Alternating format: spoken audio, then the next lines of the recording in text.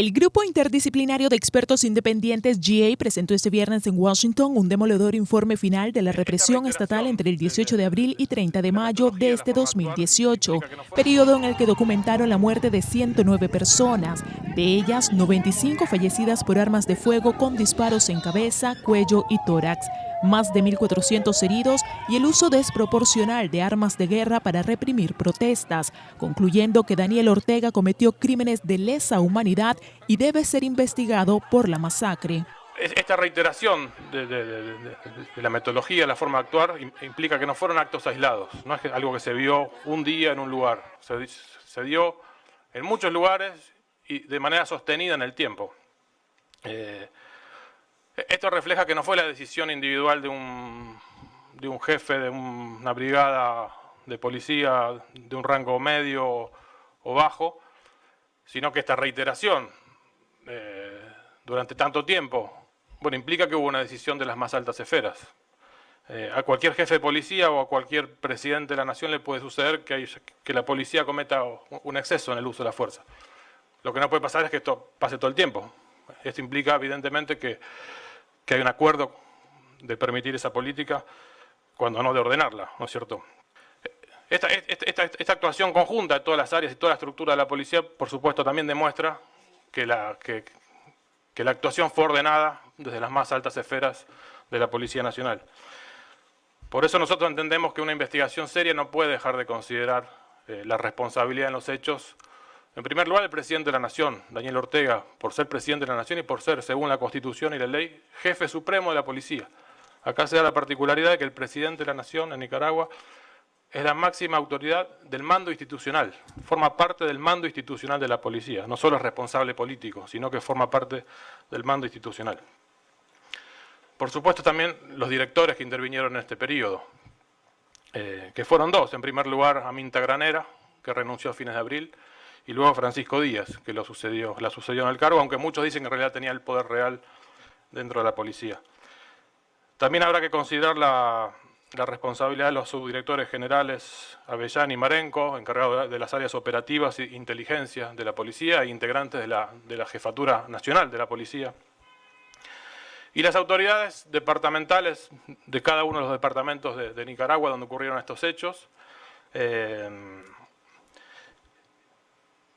incluyendo, por supuesto, los que están a cargo de la policía de Managua, que es el territorio donde más eventos de violencia y muertes ocurrieron. El GA constató el actuar combinado de grupos de choque, policía y paramilitares durante los operativos limpieza y que existe evidencia de que estos grupos operaron desde el Estadio Nacional de Béisbol para reprimir a manifestantes. Sobre el discurso gubernamental al estallido de las protestas, el GA observa con preocupación que este fue de construcción del enemigo. Bueno, por un lado el discurso del gobierno fue un discurso de construcción del enemigo. Esto fue clarísimo. Desde el primer día de las manifestaciones se trató a los manifestantes de personas llenas de odio, seres minúsculos, usan calificativos. Incluso se habló de exorcizar, de la necesidad de exorcizar. El discurso religioso está muy en boga y se usó esa palabra, exorcizar. Y por otro lado, el Estado nunca reconoció víctimas de la violencia del Estado. Es decir, nunca dijo, bueno, hay víctimas de la violencia estatal, hay que investigar o no. No sé, las negó, nunca habla de las víctimas de la violencia estatal.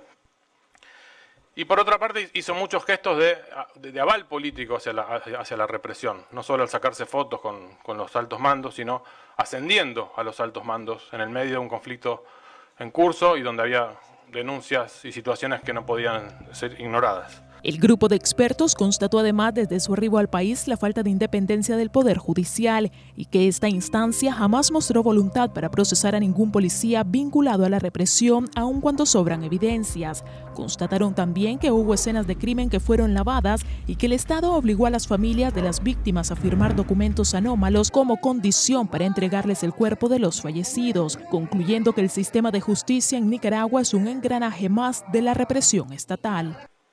El Estado de Nicaragua ha infringido sistemáticamente su deber de debida diligencia respecto a la investigación de los casos de muertes violentas del 18 de abril al 30 de mayo.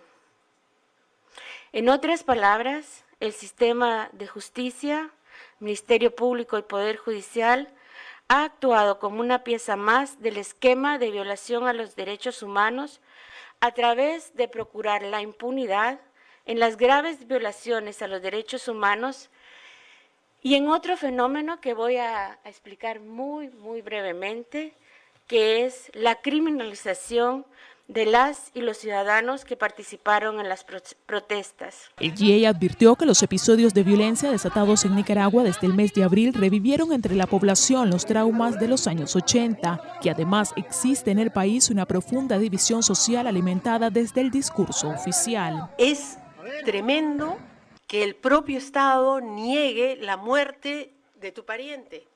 Es inaceptable. Cuando hablábamos con algunos niños en unos talleres que te cuentan de qué manera le entró la bala a su papá y por dónde pasó y cómo murió, y te lo está contando. Es el estado de vigilia en que se encuentran es tremendo. O sea, el efecto en la sociedad, en la vida cotidiana nicaragüense es en este momento tremenda. Hay miedo, hay una estigmatización, hay una negación además de lo que la gente está viviendo. Se sienten vigilados porque hay los que llaman los EPCs en cada barrio haciendo listas de quienes participaron en las movilizaciones, son buscados en sus casas, son detenidos. El GIEI denunció y condenó la difamación del régimen sandinista a través de sus medios de propaganda al trabajo que vinieron a realizar al país, destacando que el informe hubiesen querido haberlo presentado en Nicaragua, que advierten quedó huérfana de la mirada internacional dentro del territorio nacional. Instar al gobierno a ratificar el Estatuto de Roma, como decía Pablo, de acuerdo a la caracterización que hemos analizado, evidentemente se han cometido crímenes de lesa humanidad. Eso es el concepto que castiga a la comunidad internacional cuando se cometen ese tipo de hechos, cuando es el Estado que comete ese tipo de violaciones. Internacionalmente se dice que se cometían crímenes de lesa humanidad y en Nicaragua se han cometido. Independientemente si es miembro o no miembro del Estatuto de Roma, evidentemente les decimos, bueno, ratifiquen, con la finalidad de garantizar que los delitos de lesa humanidad no queden en la impunidad y como garantía de no repetición. Eso es un mensaje fuerte, poderoso. Y aceptar la competencia de la Corte Penal Internacional sobre crímenes de lesa humanidad que está establecido en el propio Tratado de Roma. Investigar y eventualmente remover a los fiscales y funcionarios que incumplieron con el ejercicio independiente de su función u obstruyeron el esclarecimiento de los hechos. Estos procesos deberán realizarse de acuerdo a los estándares internacionales. El GIEI finalizó la presentación de su informe final, que consta de 463 páginas y que incluyó más de 10.000 documentos y hasta 3 millones de tweets y mensajes en las redes sociales, señalando que la situación en Nicaragua es dura y compleja y haciendo un llamado a la comunidad internacional a tomar medidas que ayuden a detener la represión gubernamental. Ana Laura Sequeira, 100% Noticias, El Canal.